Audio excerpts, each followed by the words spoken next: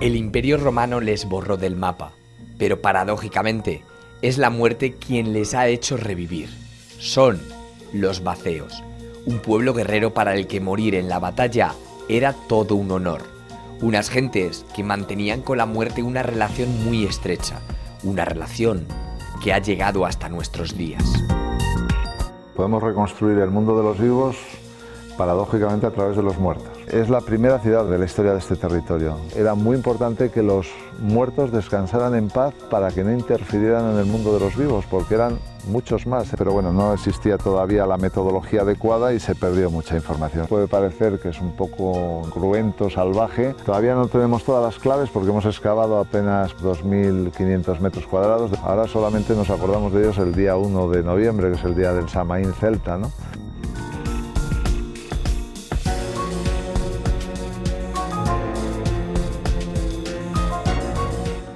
Frío, húmedo y fantasmagórico.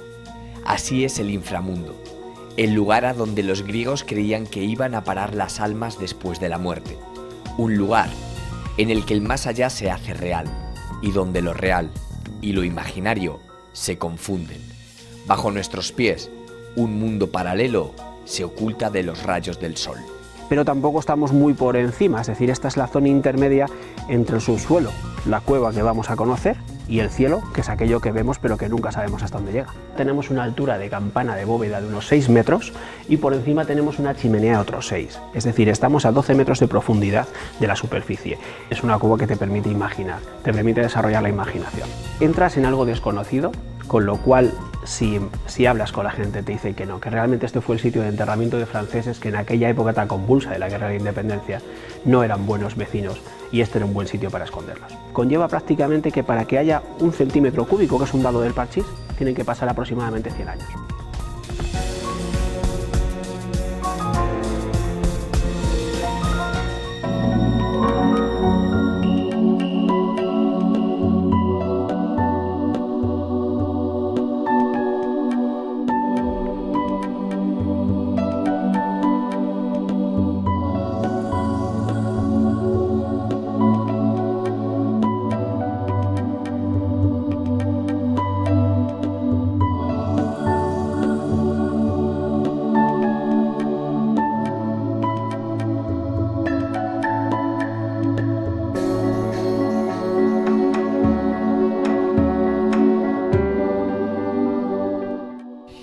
La muerte, ese desenlace fatal, no deseado, pero inevitable. Ese ha sido a lo largo de la historia del ser humano fuente de creencias, ritos y sentimientos.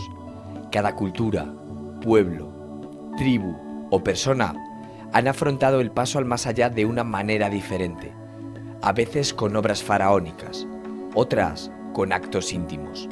Sea como sea, la muerte está presente en la vida del día a día.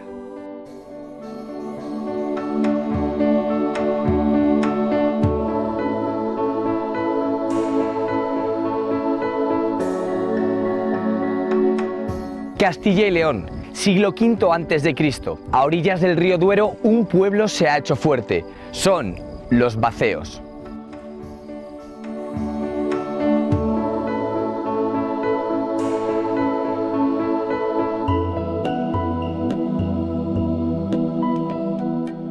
Un pueblo prerromano que se asentó hace 2500 años en el valle medio del Duero y que demostró, hasta su extinción, una gran sensibilidad ante el trágico hito de la muerte.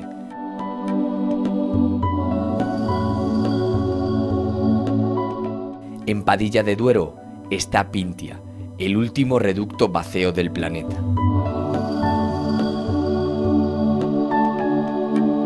Carlos, ¿dónde se localiza Pintia?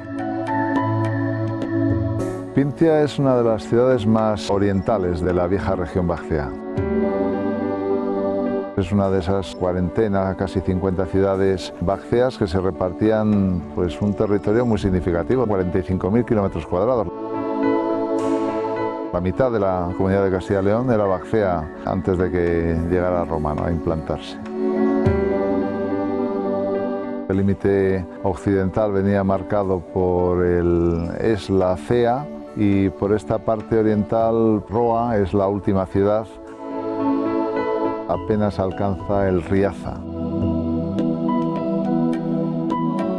Esta ciudad de Pintia se extiende entre Padilla de Duero, pero también en el barrio artesanal al otro lado del río ocupa lo que es actualmente el término municipal de Pesquera de Duero. Esto es un bien de interés cultural, es zona arqueológica desde 1991. Las primeras investigaciones de las que tenemos constancia son de 1870 aproximadamente. Es una actividad de explotación de estos yacimientos arqueológicos como huesos de mina para hacer fosfatos. Junto a esos huesos van apareciendo termas, hallazgos numismáticos. En los últimos años del siglo XIX y principios del XX continuaron excavaciones de un erudito, pero bueno, no existía todavía la metodología adecuada y se perdió mucha información. Prácticamente ha sido en los años 70 cuando con el descubrimiento de la necrópolis la Universidad de Valladolid ha empezado a realizar sus trabajos. Desde entonces pues llevamos 36 años.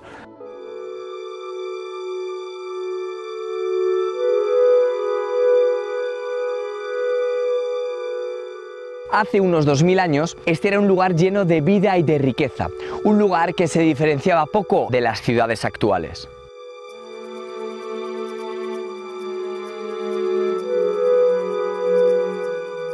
Un espacio ordenado, de forma triangular, y que durante aproximadamente medio milenio fue el hogar para familias que vivían en una sociedad compleja, una sociedad en la que los guerreros eran los que ostentaban el poder. ¿Cómo era Pintia? Es la primera ciudad de la historia de este territorio. Estas ciudades vacceas en general y Pintia en particular. Aproximadamente en el 400 a.C. se fundan las primeras ciudades de nuestra historia. Lo que había habido hasta ese momento eran pequeñas granjas y aldeas. Esto es el resultado de la generalización de la metalurgia del hierro. Eso va a crear una productividad mucho más grande de la que se había podido tener anteriormente. Una capacidad de alimentar a más gente representa crecimiento demográfico. Estamos hablando de ciudades-estado, ciudades autosuficientes, casi autárquicas, pero que mantenían unas ligas, unas relaciones, incluso de amistad ante enemigos comunes. Aquí estamos hablando de 125 hectáreas, ciudad amurallada, arrabales de sistemas defensivos, santuarios, de necrópolis, de barrios artesanales al otro lado del río, de basureros. Era una sociedad muy jerarquizada, con una aristocracia al frente, en la cúspide, unos pocos. Queremos pensar que el gobierno de los mejores. ¿Y actualmente en qué punto está esa investigación sobre Pintia? Seguramente, sin ser el más importante de la región vaccea, sí que es el mejor conocido, por la cantidad de tiempo que se mantiene esa investigación. Empezamos en el año 79, desde entonces actuando en distintas áreas funcionales, haciendo seguimientos. Conocemos bastante, pero conocemos muy poco.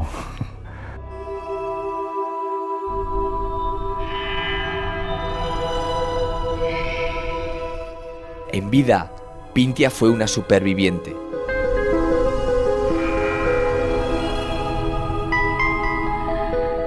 Los trabajos arqueológicos realizados en este lugar revelaron que la ciudad fue destruida 7 veces en tan solo 5 siglos.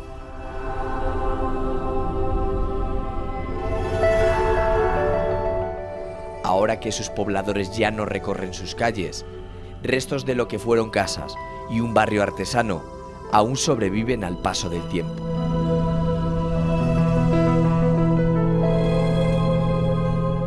A nuestra espalda tenemos un lugar muy importante de Pintia, ¿verdad? Pues sí, en el año 2009, en la realización de los seguimientos de de las canalizaciones para el nuevo pantano de riego de Valdemudarra, se hicieron excavaciones para delimitar exactamente dónde se ubicaban las murallas de la ciudad y los sistemas defensivos de fosos que ya intuíamos a través de la fotografía aérea.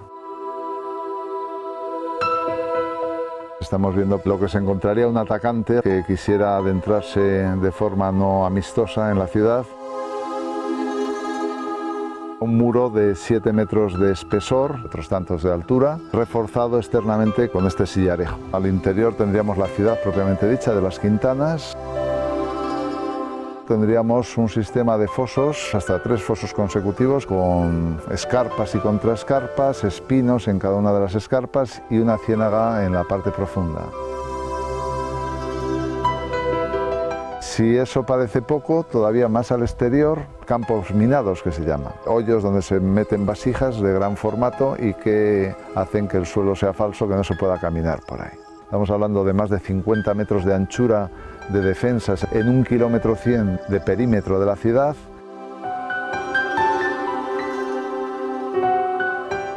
La vida se extinguió y paradójicamente lo único que ha sobrevivido aquí en Pintia es la muerte. Eso es lo único que ha permanecido eterno en este lugar, un lugar que fue conquistado por Roma. 300 metros al sur de lo que fue la población, una planicie se extiende. Lajas de piedra hacen de este espacio un lugar inquietante. Es la necrópolis de las Ruedas.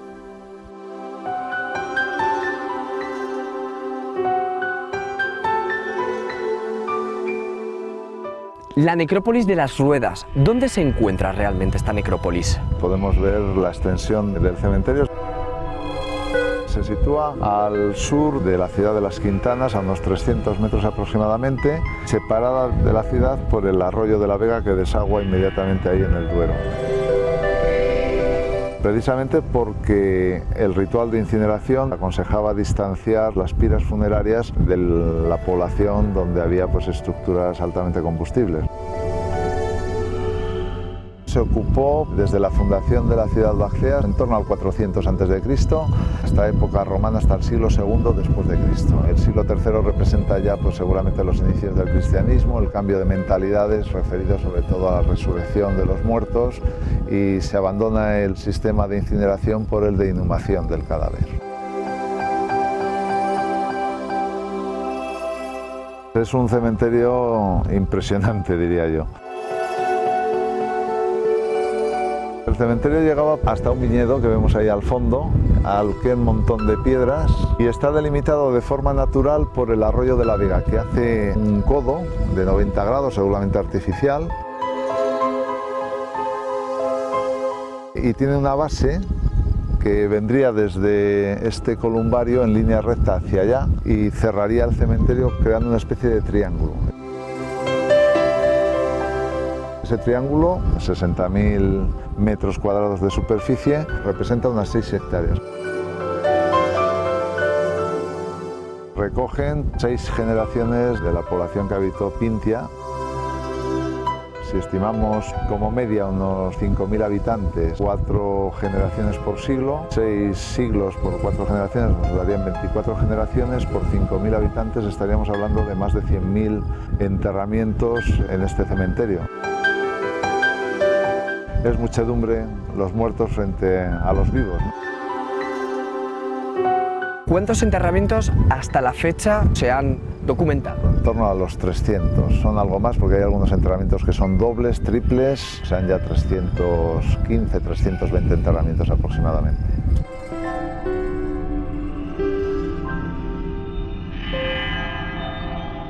Precisamente, esos enterramientos son los que han permitido reconstruir la vida. Los vacceos se preocuparon por dar una respuesta colectiva ante la muerte. El tránsito al más allá formaba parte de la cotidianidad.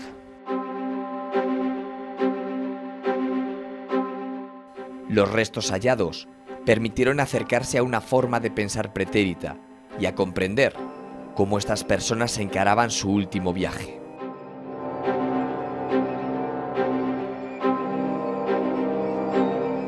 ¿Qué era la muerte para un vaceo? Algo incuestionable y el paso final de una vida que debía de haberse llevado de la manera adecuada y acorde a la ética que ellos tenían. Es una sociedad guerrera, con un ideal de muerte, podríamos decir, bella. Encontrar la muerte no en la cama, como dice Claudio Eliano, de manera afeminada, sino en el ejercicio de las armas. En esta reconstrucción de una de estas estelas circulares podemos ver la expresión de esa imagen. El guerrero heroizado en el más allá, a caballo, y presentándose con su verdadero currículum de esa gesta personal en las armas. 9 de estos círculos que se corresponden con las rodelas, con las caetras, las armas defensivas, y que habría obtenido en monomaquias, en combates singulares con otros prestigiosos oponentes. Para ellos la muerte no era el final de la vida. Creían en algo más, en los ajuares que encontramos en las tumbas de incineración. Vemos perfectamente cómo hay elementos viáticos, comida y bebida para hacer el viaje al más allá, y cómo también se entierran con lo más preciado, son las armas. Las armas no son meros objetos, llevan el alma del guerrero. Y eso no debe de llevar a hacernos concluir que era una sociedad completamente militarizada. En el caso de las mujeres, por ejemplo, la actividad textil está casi siempre reflejada a través de agujas de coser, fusayolas o contrapesos del uso de hilar. La necrópolis no es un lugar casual. Al igual que la ciudad, también tenía una intencionalidad. Aunque su imagen original ha quedado diluida por el paso del tiempo, los arqueólogos creen haberse acercado al aspecto que debió de tener en su momento de mayor actividad.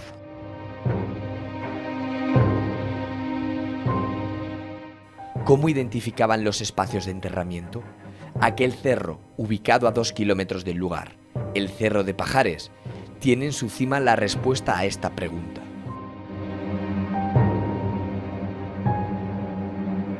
Carlos, al igual que nosotros señalizamos dónde se encuentran nuestros difuntos, ellos señalizaban el cementerio.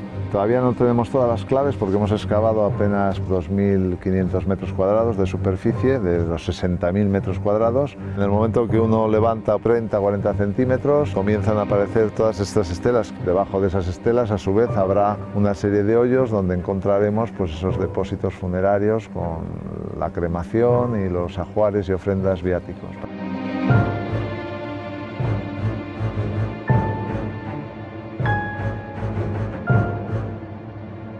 Sabemos que se organizaba y que había hitos externos como estos que estamos viendo. Estas estelas de piedra caliza están traídas a 2 kilómetros de distancia del Cerro de Pajares. Son piezas que en algunos casos pues, pesan 2 toneladas. Pueden estar redondeadas o apuntadas, dadas un poquito de forma, pero lo normal es que no tengan prácticamente ningún tipo de trabajo fuera de esto, ¿no?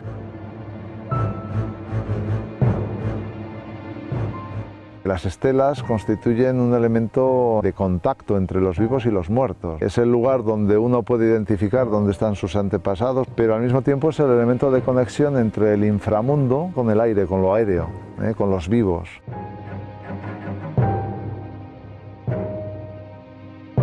No todo el cementerio tenía estos sistemas de señalización. No todos tenían capacidad para gastarse lo que fuera en esas exequias funerarias. ¿Habría seguramente otros sistemas de señalización? Pues probablemente madera, algún montículo. Un cementerio no era un lugar abandonado donde solamente se abrían tumbas cuando moría alguien. Los muertos tienen que estar debidamente atendidos. Había que traerles agua, había que traerles miel. Se hacían libaciones sobre los muertos para que no sufrieran sed. Era muy importante que los muertos descansaran en paz para que no interfirieran en el mundo de los vivos, porque eran muchos más. Aquí había más de 100.000 muertos frente a una población de 5.000. Ahora solamente nos acordamos de ellos el día 1 de noviembre, que es el día del Samaín celta, ¿no?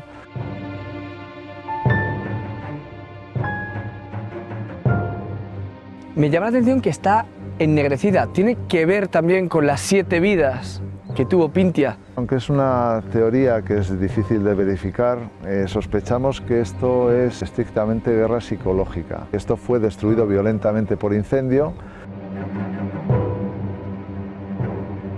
La ciudad es sitiada por los ejércitos de Pompeyo. Esta zona quedaba dentro de los sitiadores, una zona de tumbas muy ricas, y qué mayor ofensa para intentar rendir la ciudad que seguramente plantear la disyuntiva de destruir la memoria de los antepasados, incendiando y tirando abajo todas las estelas.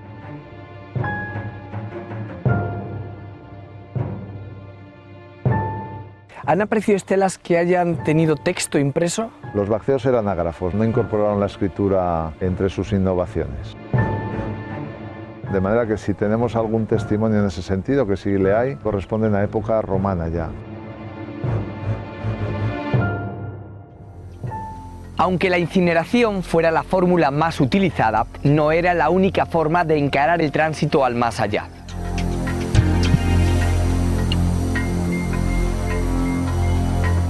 Los bacceos tenían establecidas diferentes formas de respuesta, algunas compartidas con otras culturas y ya extintas, pero otras mucho más llamativas y macabras para los ojos del hombre contemporáneo.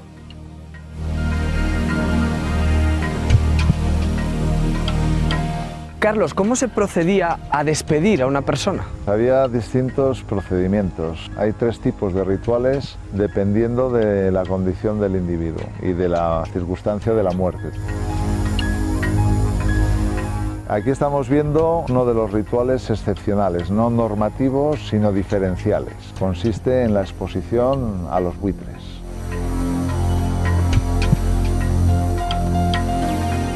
Se otorgaba a los muertos de la mejor manera posible, que eran defendiendo con las armas su honor o el honor de la ciudad de Pintia. Puede parecer que es un poco cruento, salvaje. El buitre se consideraba entonces un animal psicopompo, un animal sagrado, que tenía la capacidad de trasladar el alma del difunto de manera muy rápida.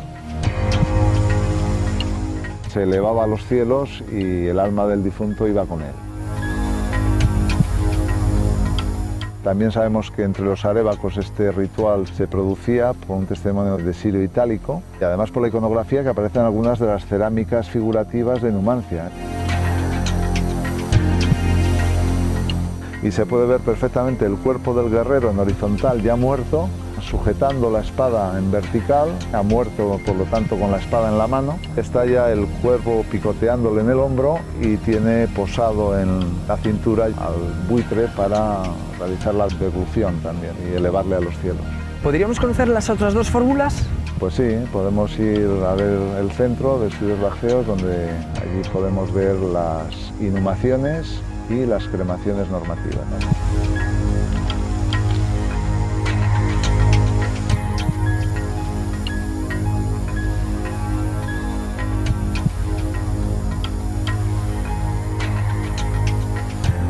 Muchas preguntas surgen en torno a la conocida como Necrópolis de las Ruedas. ¿Quiénes eran enterrados aquí? ¿Cómo era un funeral hace más de 2000 años? ¿Creían en el más allá? Los bacceos formaron una sociedad avanzada que ocupó una superficie similar a la mitad de la actual Castilla y León. Una ciudad que, al igual que la actual, estableció un protocolo para la despedida definitiva. ¿Sería posible reconstruir esa liturgia enterrada en el tiempo? ¿Qué elementos acompañaban al difunto en el tránsito al más allá?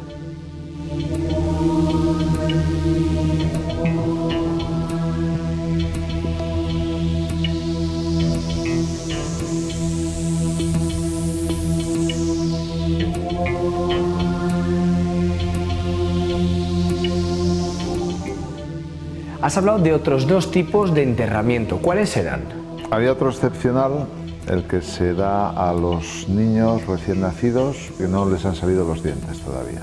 ¿Por qué? Porque en esta época lo importante no es nacer, sino sobrevivir. Eran individuos que no tenían reconocimiento social, lo que se aplicaba a la generalidad de la gente era la incineración del cadáver someter el cadáver en una pira funeraria a la combustión y recoger estos pequeños huesecillos de color gris, blanco, que se situaban en el interior de estas urnas cinerarias y se acompañaban ya en el hoyo de la tumba de toda una serie de ajuares y ofrendas para hacer el viaje al más allá.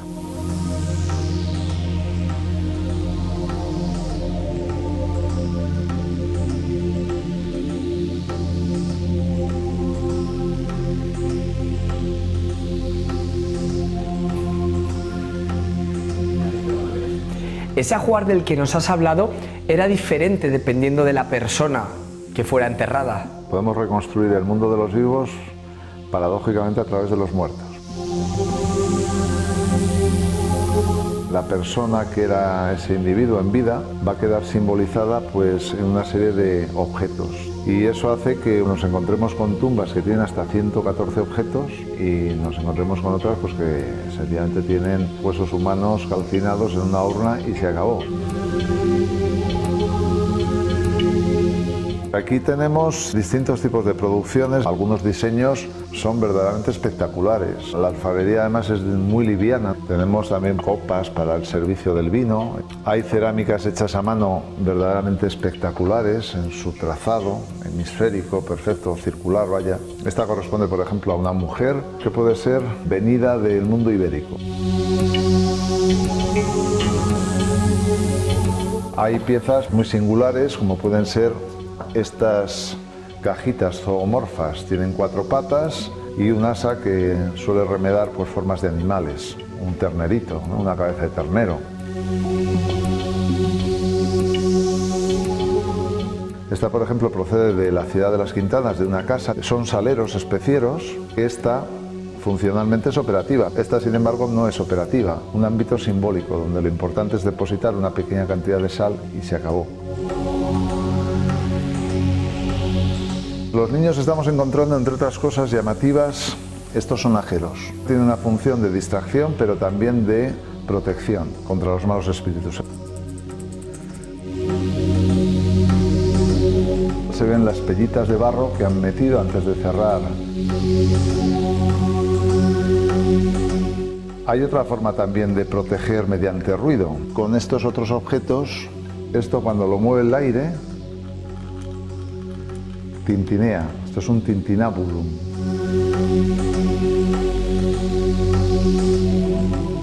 Otras veces podemos saber que es de un niño la tumba porque encontramos piezas como estas, que son coleteros.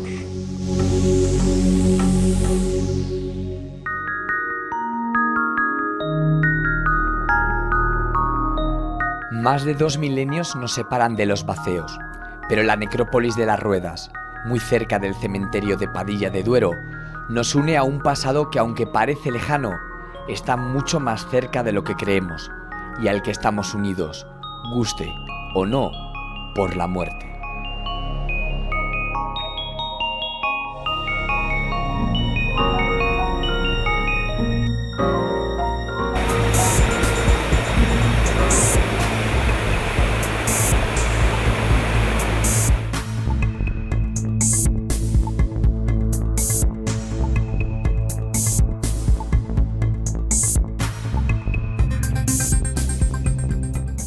Dos obsesiones ha tenido siempre el ser humano: explorar lo que está por encima de él, el cielo, el mundo de los dioses, pero también conocer lo que está bajo sus pies, ese camino al inframundo.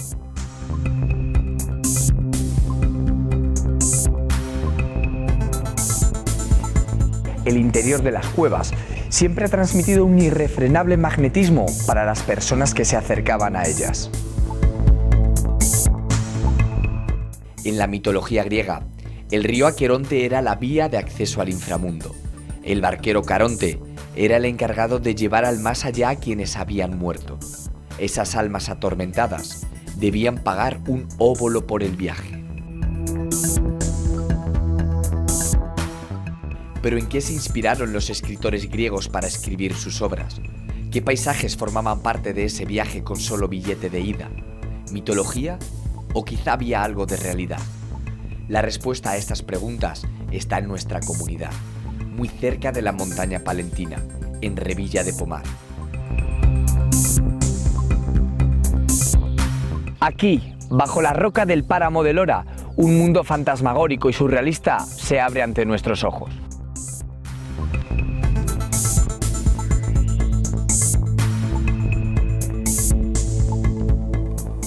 ¿Dónde nos encontramos ahora mismo? Estamos en el páramo de la Lora, el norte de la provincia de Palencia, por encima de Aguilar de Campo, colindando entre Cantabria, Burgos y Palencia. Este es un lugar muy especial, estamos a 1200 metros de altura sobre el nivel del mar. La vegetación que tenemos toda es muy baja porque aquí es una zona muy dura, no hay posibilidad de tener gran vegetación. El páramo sería como una unión entre dos mundos, ¿no? Estamos a 1200 metros sobre el nivel del mar, con lo cual aquí no estamos a una altura normal en la cual vivimos todos los seres humanos, pero tampoco estamos muy por encima, es decir, esta es la zona intermedia entre el subsuelo, la cueva que vamos a conocer, y el cielo, que es aquello que vemos pero que nunca sabemos hasta dónde llega.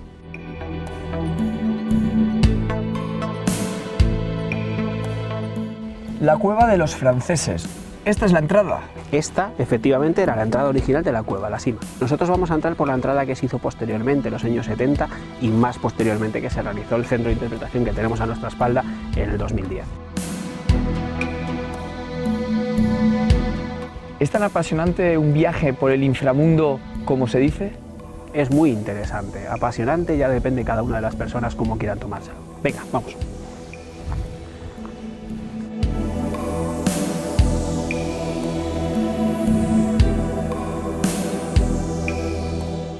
El río Ibia marca el camino hacia esa frontera entre la luz y la oscuridad. Durante siglos, estas aguas serpentearon bajo la superficie en un viaje hacia el centro de la Tierra, hacia un mundo completamente desconocido.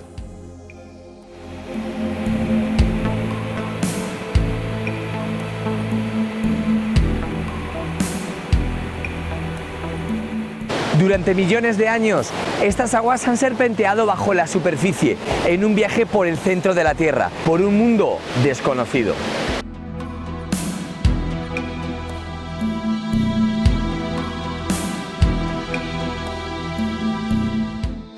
¿Cómo se crea un lugar como este? Esta es una cueva de origen kárstico. Aquí, hace 200 millones de años, el sedimento del mar se va depositando. Dentro de ese sedimento van viniendo restos de diferentes animales. Se va colmatando y va formando la roca. Posteriormente, un río va buscando su curso y va formando la galería. Después de formar la galería, el agua que cae en superficie va filtrándose por la roca caliza, y esa roca caliza filtra por unas formaciones que tenemos justo en la parte superior, se llaman diaclasas, y cae el agua con el sedimento, con el carbonato cálcico. Eso es lo que va realizando los espeleotemas, las diferentes formaciones.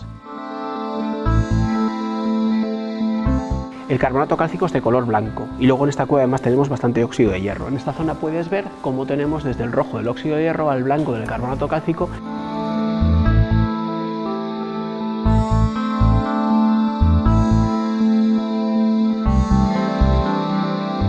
¿Cuánto tiempo para formar esto? Para que te hagas una idea, cualquier formación de un espeleotema, estalactitas, estalagmitas, coladas, en una cueva como esta, conlleva prácticamente que para que haya un centímetro cúbico, que es un dado del parchís, tienen que pasar aproximadamente 100 años. Entramos dentro de la Tierra, una formación que llamamos cueva, pero que es un ser vivo, que nace, crece y al crecer se transforma en positivo y negativo y llegará algún día en el que también muere. Vamos.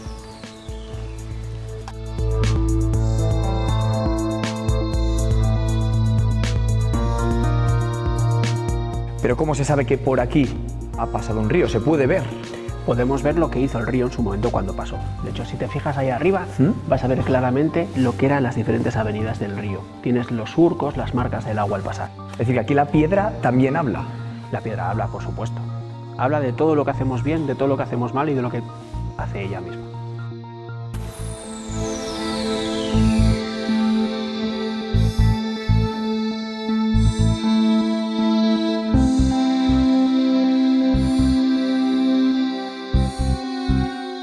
Este mundo secreto ha permanecido sumido en el silencio y en la oscuridad hasta hace apenas 120 años.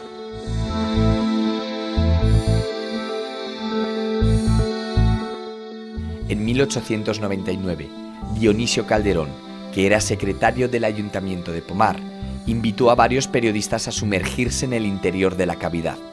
Daniel Rodríguez fue uno de aquellos afortunados en realizar aquel viaje de ida, pero también de vuelta.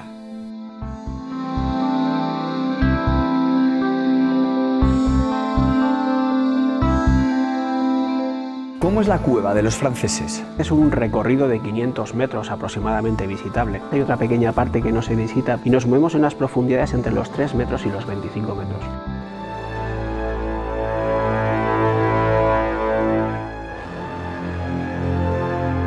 Hay una forma genérica de llamar a todas las formaciones, que son espeleotemas. Las más comunes son las estalactitas y estalagmitas, que todo el mundo recuerda. La estalactita es la del techo y la estalagmita es la del suelo.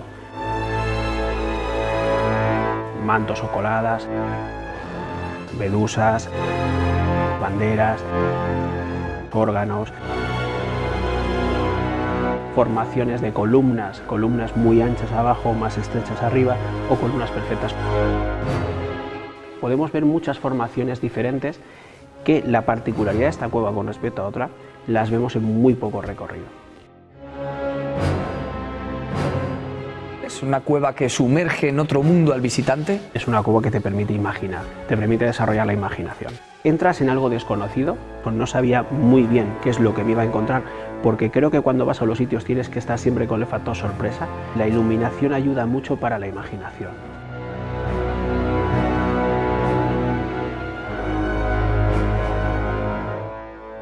Aquí se demuestra que la naturaleza está por encima del ser humano. Siempre, porque hay partido del concepto de que el ser humano es una mínima parte de la naturaleza.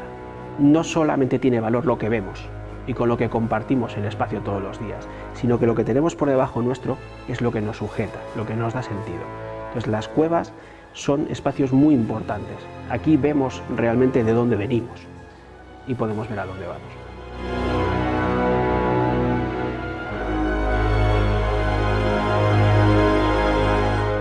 La subterránea peregrinación por este lugar sumerge al visitante en una atmósfera en la que la humedad, la temperatura y la penumbra confunden a los sentidos.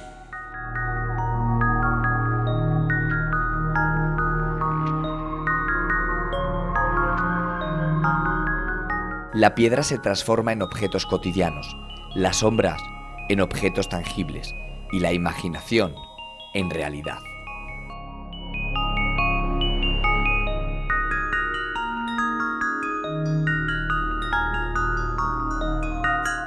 ¿Cuáles son las condiciones de este mundo subterráneo? Tenemos una variación de temperatura con respecto a superficie, ya tengamos arriba 0 grados o tengamos 25. Entramos en la cueva y siempre vamos a tener 10 grados y un 90% de humedad. Eso ha influido para que aquí dentro no haya vida más allá de la vida de la roca. Aquí es muy difícil que haya vida por esas condiciones que comentábamos. Sí que es cierto que en los periodos en los que no tenemos visitantes vemos que hay 1 o 2 murciélagos y alguna pequeña vida animal. Tritón que se ha colado por la zona de la cima y está buscando la salida, alguna pequeña cucaracha. En un mundo subterráneo la imaginación también juega mucho, supongo. Es fundamental porque la imaginación tiene mucho que ver con lo que vemos, pero además con lo que parece que vemos. Cosas que si no fuera por la sombra que genera esa luz en esa roca, no veríamos. Que esas rocas, esas piedras, recuerden algo que tenemos en la superficie. Hay salas que cogen el nombre de aquello que nos parece que estamos viendo. Estamos en la sala del Belén, tenemos algo que parece que es un portal de Belén. Tiene lo que es el portal de Belén, con las diferentes figuras que están dentro, la Virgen, el Niño, San José, pero también hay animales, tenemos un pequeño borrego, o tenemos decoración, los Reyes Magos, vemos las casas colgadas de Cuenca.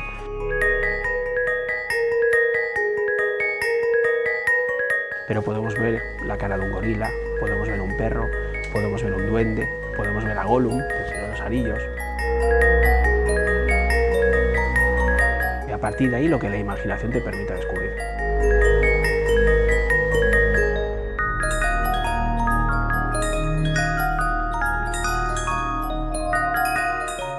Estamos en una zona en la que vamos a ver muy bien el nacimiento de las estalactitas. Se denominan macarrones porque técnicamente son formaciones concéntricas que el centro está vacío y terminan convergiendo hacia un punto que es la forma que nosotros conocemos de aguja. forman esos anillos concéntricos, incluso los anillos de crecimiento de la propia estalactita. Si nosotros cogiéramos un cacho de esto y lo analizáramos en los laboratorios, veríamos cuál ha sido el clima durante todo ese periodo de formación de la estalactita. El agua pasa por las paredes exteriores, va depositando el carbonato cálcico haciendo ese macarrón hasta que ya converge, ese círculo se va cerrando y converge en la punta.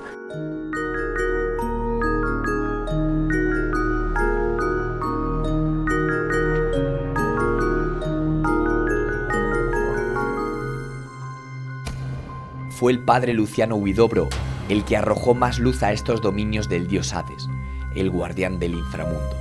A comienzos del siglo XX narraba de forma escueta cómo había realizado un macabro descubrimiento en la Gruta de la Lora. Al igual que el viaje en la mitología griega, este camino también tiene sus propias almas errantes.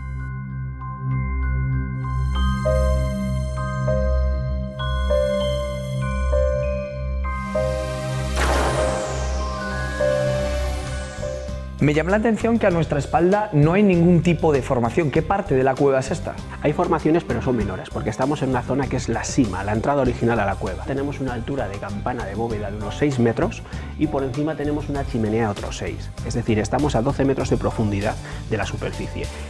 Es decir, es una zona que no es muy accesible.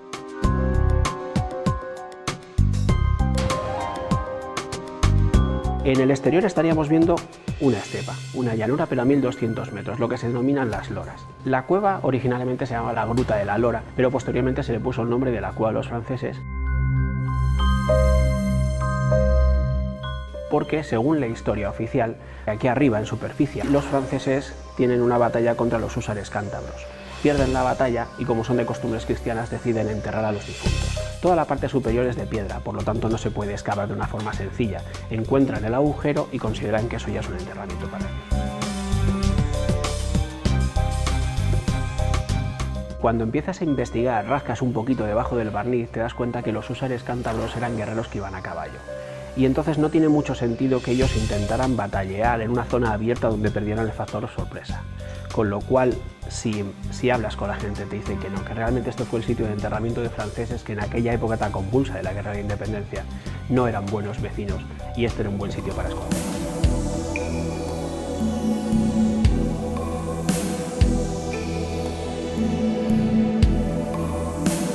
Aquí acaba el camino para los mortales. Es el punto final del viaje para el otro lado. La oscuridad vuelve a sumir al mundo de Ares en las tinieblas. El río Aqueronte, que aquí se llama Ibia, continúa su camino. ¿Quién sabe hacia dónde?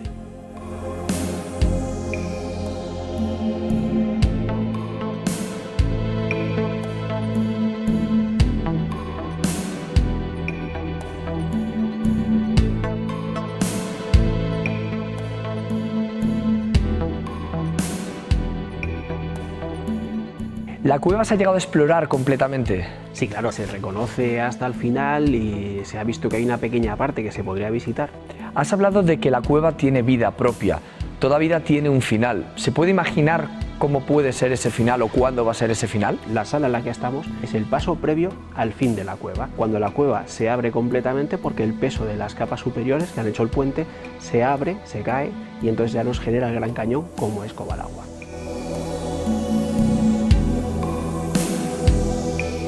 Vemos claramente los sedimentos de Trasmío como son capas que parece que están despegándose unas de otras. En la parte de abajo ya estamos viendo las rocas caídas y ahí vemos cómo sería poco a poco ese proceso. ¿Este proceso tiene fecha? Calculan los técnicos que entre 5 y 10 millones de años es lo que tardará en abrirse esta galería, esta cueva y formar ese cañón.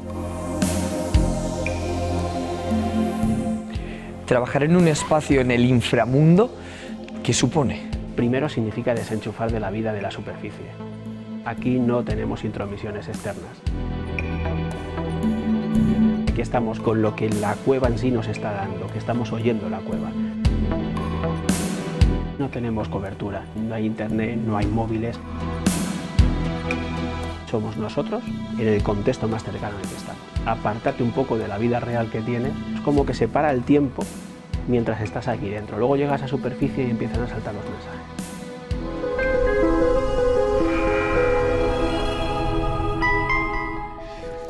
La luz y las tinieblas, La razón y la imaginación, la historia y la fantasía. Mundos aparentemente enfrentados tienen bajo el suelo que pisamos, alejados del brillo del sol, un espacio donde la línea que les separa en superficie se difumina. Es el inframundo, el lugar donde nada es lo que parece.